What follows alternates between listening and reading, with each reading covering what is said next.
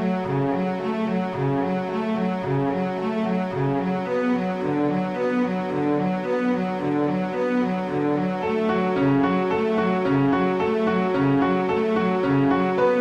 everybody, welcome back to another episode of Card Talk Podcast, where we spend just a little bit of time talking about cards from Lord of the Rings, the card game. I am your defending host, Dave Walsh. And I'm Ted Bannock, and I'll be Bear for you. You'll be Bear for me? Mm-hmm. Oh, I don't know if I like the thought of that. I may have to go get gone. That's right. That's right. We have an excellent show. Yeah, Despite Dave completely botching my perfect intro, we're still going to have an excellent show. So don't worry about that. Right. Well, listeners. The spirit of what you have to say is there, right? It is.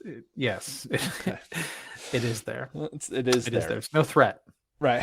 No threat. No threat to the show. Okay. And you're going to defend. You're going to defend yourself for a long time, right? Absolutely. Right. Absolutely. Okay. Yeah, we're gonna have a really, really excellent show. So Dave, let's say I didn't know how to engage Card Talk as a listener. What could I do to change that? Well, Ted, you could do a couple of different ways. Ted, do you like to read? No. Then there's no way you can do this. No. The correct answer is yes. I like to read. That. So let's try this again. Ted, do you like to read? I like to read. Okay, so Matt over at the blog, he continues to update the blog one card at a time as we go through and review cards on the pod. He does stuff. He also has his weekly playthroughs that he posts, and he's over there at cardtalk2018.com just reviewing the card pool one card at a time. And then, Ted, do you like to watch the game being played? I do. Yes. Actually, watching people play is not as fun as playing, but I enjoy it. Yeah, definitely. Because it's like, how are they playing that's different than how I play? Right. It's always good to see and get to see how like fun decks get piloted and how they can be, approach a scenario a little bit differently. So we have a guy that does that, Micah, over on our YouTube channel. Has an ongoing series called Second Breakfast. And so you just have to just visit our YouTube channel and take a look at what Micah does. And then lastly, Ted, do you like money? Yes. Yes. Good. So do we. And so it does cost us a little bit to keep the lights on here at the pod. And so as you can see, Ted needs his light on. So and so we have a Patreon where you guys can give us a buck or two a month, and you can even give us a $20 donation for 1 month, and you could kind of call Ted Ready Teddy anytime you want. And I won't be mad about it. That's right. No. So go over and hopefully help us with your support. So Ted, what kind of craziness is going on today? Hey, today we're talking about a spirit hero that came out of the Return of the King box, or Mountain of Fire box, I believe, originally. Flame of the West. Flame of the West is what I meant to say, and is now in the Return of the King reprint. Right. And that is the spirit version of our hero, Beregond. Yes. Ted, why don't you read down through Beregond and remind the listeners? Sure. What Beregond is, and he's a spirit hero, so he's got the same stat as his tactics version, which is 10 threat, 0 willpower, 1 attack, 4 defense, 4 hit points. He is Gondor warrior. He's also printed Sentinel, same as his tactics version, but he has a different ability. He has a response. After Beregond defends an attack and takes no damage, reduce the defending player's threat by 1, in parentheses, limit once per round. Okay, Ted, So, quick rules question: Why does it say the defending player's threat by one? What's that all about? Right. So, in this game, if you play multiple LCGs, Right. It kind of the gets rules like this, right? get a little mixed together because they're Right. all similar but slightly different. So Beregond is a sentinel, and he can defend for the controlling player as well as defend for another player. And if he defends an attack and takes no damage, he reduces the defending player's threat by one. So that basically means if he is using his sentinel ability to defend an attack made by an enemy engaged with a different player, you will reduce that player's threat by one. Mm-hmm. So it can be threat reduction spread around the entire board in a way, right? Yeah. Yeah. It's It only is limit once per round, right? once per round. That's just period. Right. So it's not like once per round per player. If you have ways to ready him and you Right. defend, it's just Multiple one times. person gets the reduction one time. Mm-hmm. Which over the course of a game, if a game is like 7-8 turns, that's like 7-8 threat reduction, assuming he didn't take damage in all those attacks. Yeah. What do you think of him? He's great. His stat line, like it's the same as his tactics version, which is excellent. And now you just get spirit access instead of tactics, and his ability is within the kind of spirit theme, which is threat reduction, as opposed to his tactics version getting a reduction for weapon and armor, which is also very thematic for tactics. But it's great because it's just like he's ready to go off the bat with Sentinel built in, and he still gets the benefit from the thing is like he still gets benefit from tactics cards the most, right? Like a Gondorian shield. Right. You can still use the Gondorian shield. Still want to play that on him or have somebody else play it on him to make him be the best he can be, but he still fits into plenty of other decks. There's cards inside Spirit that can boost his defense. One card that came with him was Library of the Tower, which can help cancel damage for spending resources. He's also can benefit from Silver Lamp. 2 is a card I like to play with him because he's just ready when Silver Lamp triggers. Right. Because he's a spirit hero and he's ready when the enemy attacks. Right. So you get to look at the shadow card before you defend with him. You can still play like Hasty Stroke to cancel shadow cards that might damage him or hurt another player. So you get all the protection Spirit offers, plus a really good defender. Yeah, and we all know how you feel about good defenders, right? Like, yeah, they're awesome. Yeah, that's right. I really actually like to pair him. Another really great pairing. Just throwing into combos right away is if you really want tactics equipment on him, but you want your deck to be more heavy in Spirit, is you can play Bard. By Bard, I mean Brand. What the hell's his name? Brad, son of Bane.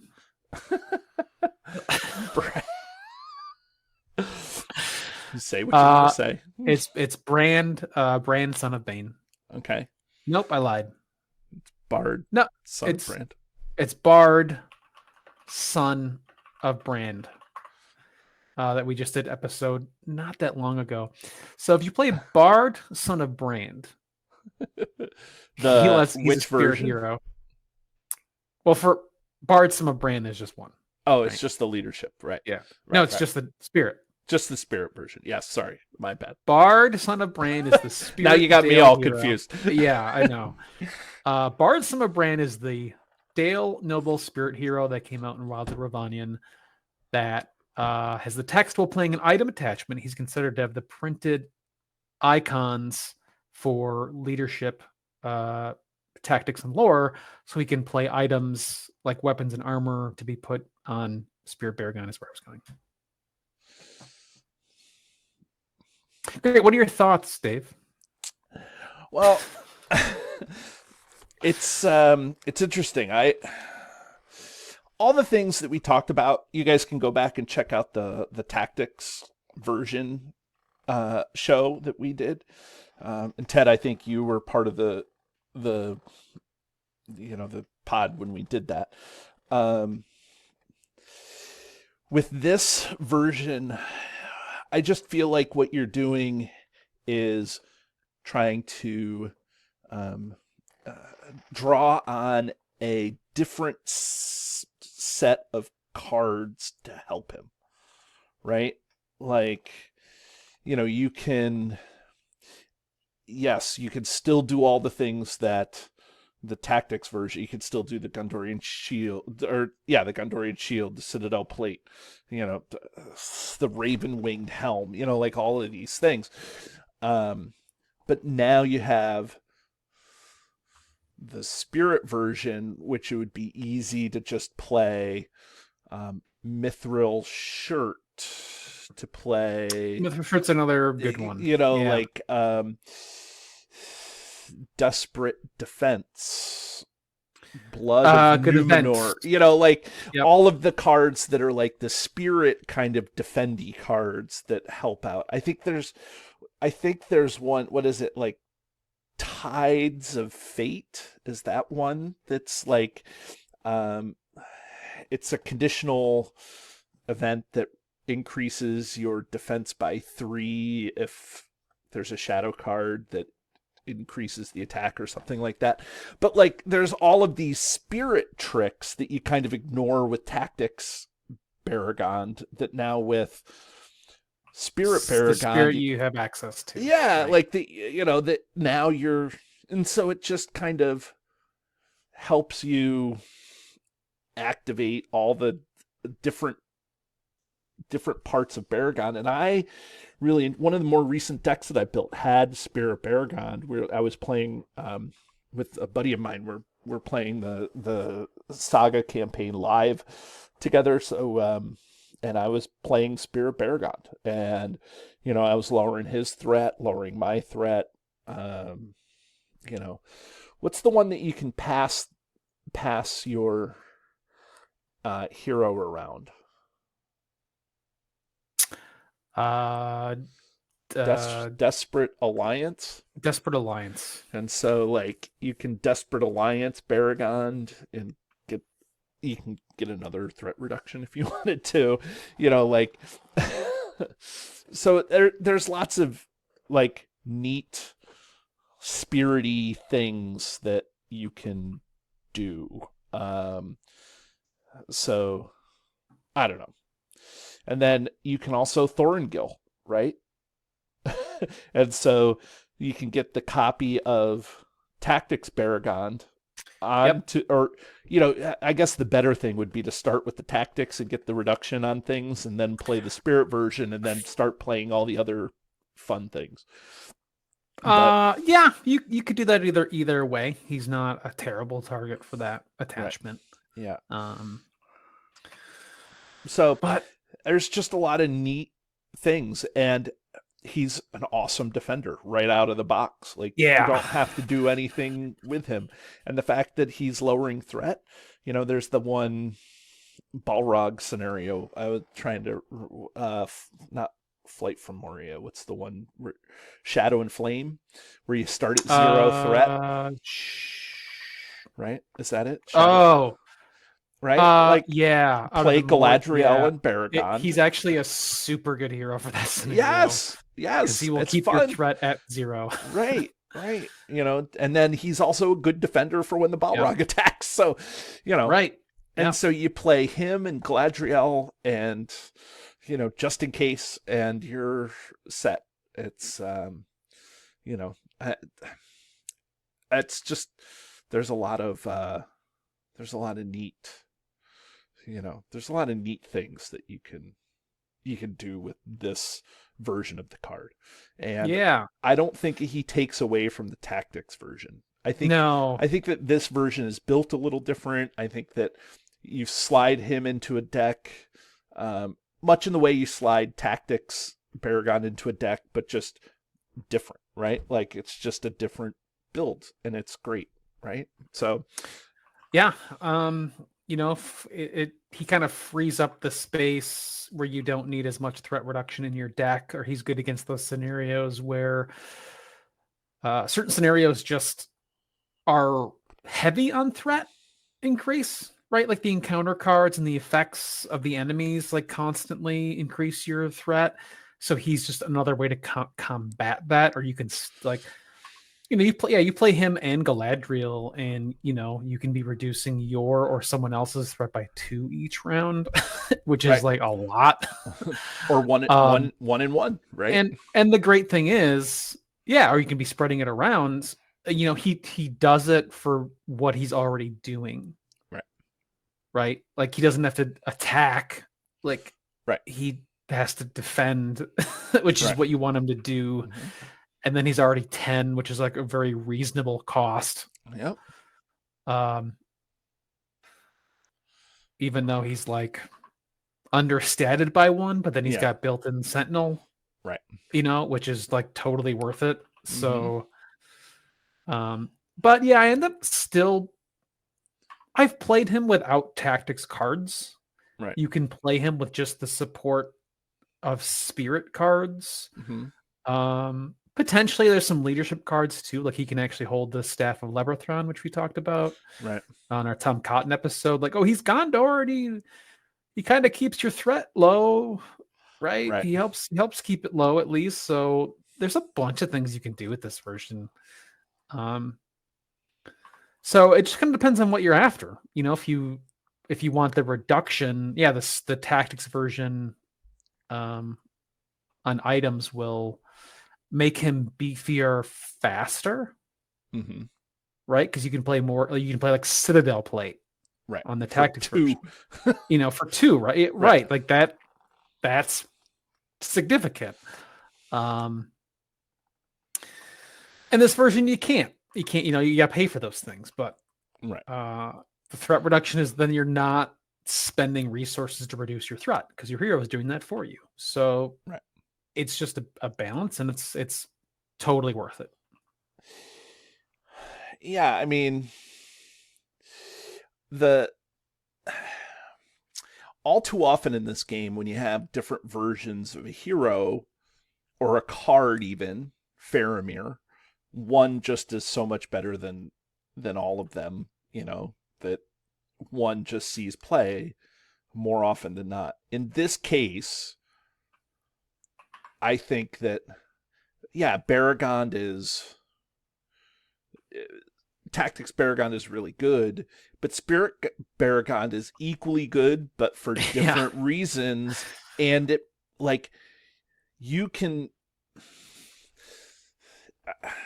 the community probably leads more towards Tactics Beregond, but I am glad that this card, this Beregond, both versions were reprinted because it's just, I don't know, like, this is the subtlety of deck building, where you have the same stats, but Spirit Beregond does a thing different than his Tactics version, and you don't lose anything. You just have 2 different roads that you can travel. Yeah. They both get the job done. Although he's maybe a little bit superior if you look at him in terms of some of the contracts, specifically 3 Hunters, because then you do get to play restricted items on him for a reduction from the contract. Right. And you get the threat reduction. And you get the threat reduction. Right. And the tactics version, it's kind of like almost too much reduction in 3 Hunters. Yeah. You're, you feel bad playing a, anything less than a 3 cost attachment. Right.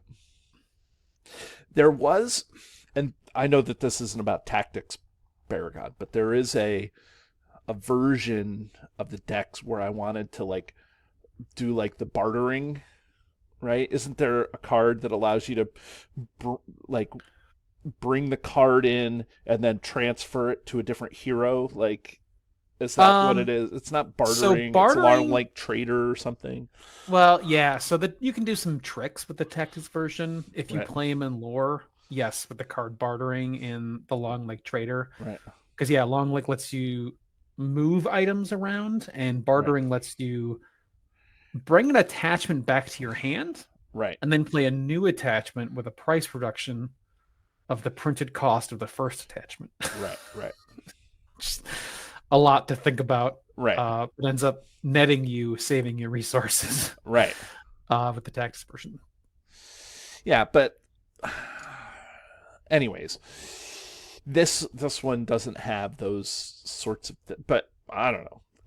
This is an in my opinion an equally good and Yeah, fun version of Beregond. absolutely. Yeah. Yeah.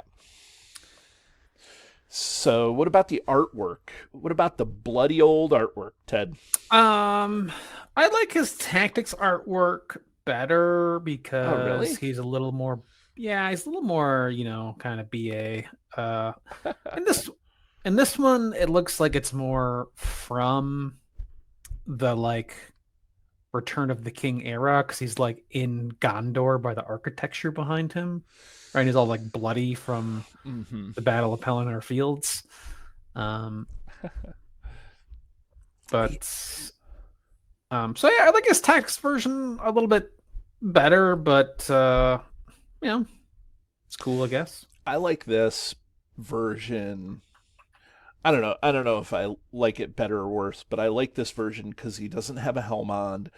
And Beregond, I think, my understanding is he's the one that rescued Faramir from the funeral pyre in the book. And so this, I think, shows like that heroism, that he's fighting to save his lord. that's that's what I like about it, is that it just represented like this battle torn, war torn dude that just saved his captain, one of the captains of Gondor. So, Um, which is yeah, also a okay, good attachment to put on the Beregond. So, yeah, um, yeah. So that's my take. So Ted, should we ring this guy? yeah. Let's bring him up.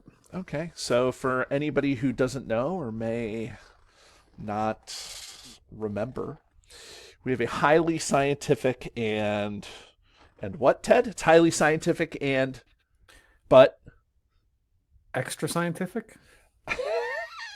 let's try this one more time, Ted. It's highly scientific, but And are oh no, it's arbitrary. Yeah, arbitrary. Right, right, it, right, right. it really matter. Right.